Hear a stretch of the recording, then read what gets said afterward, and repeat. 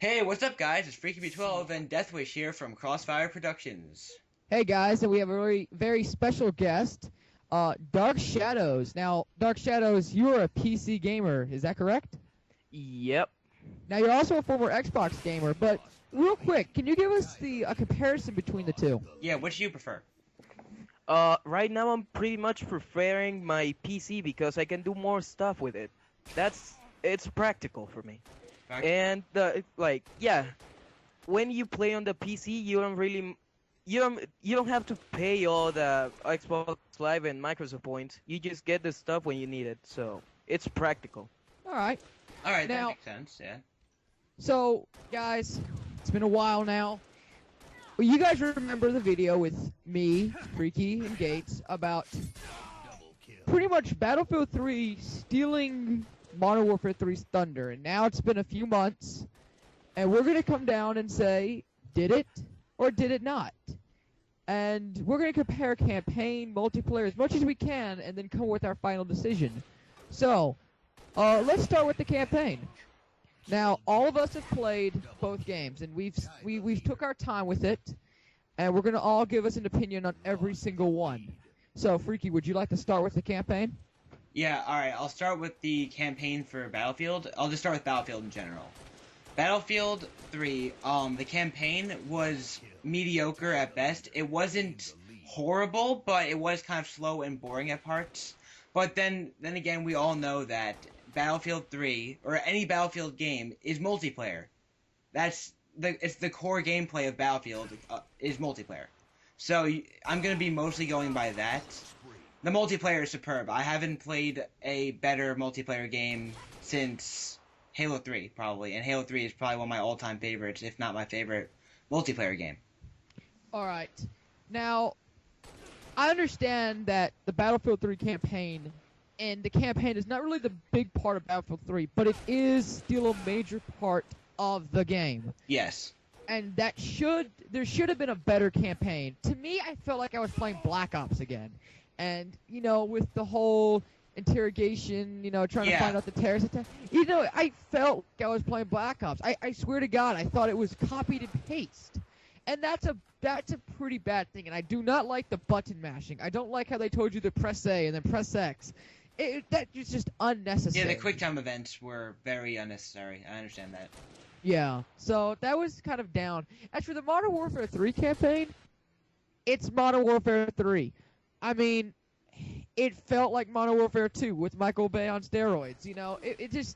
It wasn't really a change. But campaign-wise, I've got to give it to Modern Warfare 3. Yes, I gotta say something here. The Modern Warfare series and Call of Duty in general has always had very solid campaigns. I mean, the Treyarch games probably a little bit less than the Infinity Ward games or Sledgehammer, whatever they're called now. Their company's falling apart.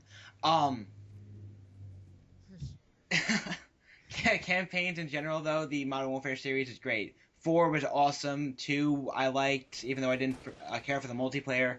3, very good as well. I mean, Call of Duty campaign has always been excellent, superb. But it wasn't as good as it's supposed to be. I still felt like it was Modern Warfare 2. Anyway. Yes.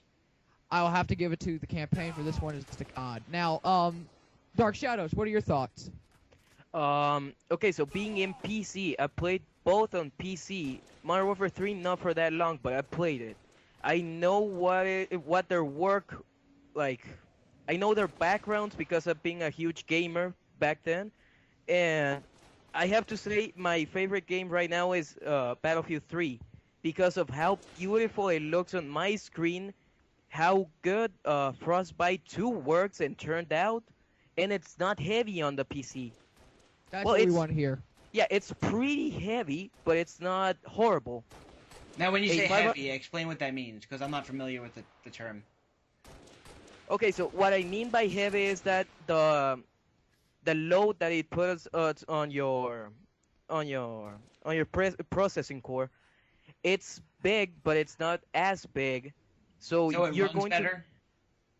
Or it doesn't take a lot to run it, is what you're saying? Well, it takes above average at least. You need a pretty good dual core or a pretty shitty quad core. It doesn't matter. You're going to run it you're going to have to turn it down so that it works better, but you're going to be able to play it. It's not going to be a huge hassle to go into it. All right. What And about Modern Warfare 3? Is that easier to play, or is that about the same? on the other side, Modern Warfare 3 is easy on the computers. You don't need a whole lot, but That's in the same- expected. yeah, that's expected because compared to Battlefield 3, it's not as graphics rich.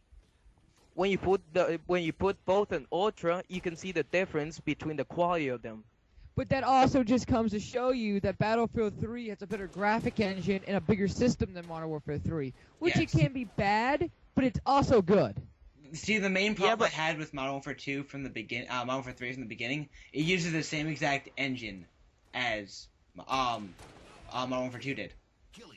Then Yeah, it they just mod it and they make it a little bit better, but they end up screwing up some other parts. Alright, so we're running short on time. So pretty much we wanted to come up with a final decision. Did Battlefield 3 put a dent in the, the fortress that is the Modern Warfare series? Multiplayer-wise, hell yes. Multiplayer Yeah. for Battlefield 3 Very imposing. is amazing. But, if they want to make a bigger dent, if they want to enter the argument of being one of the greatest first-person shooters of all time, work on that campaign. It's a big deal. It is a big deal. Alright, so we're almost out of time here. I think Pizer's just about finishing up with 21 kills on SWAT. That's fantastic. That's awesome. Yes, that was Richard Pizer, and he did very well.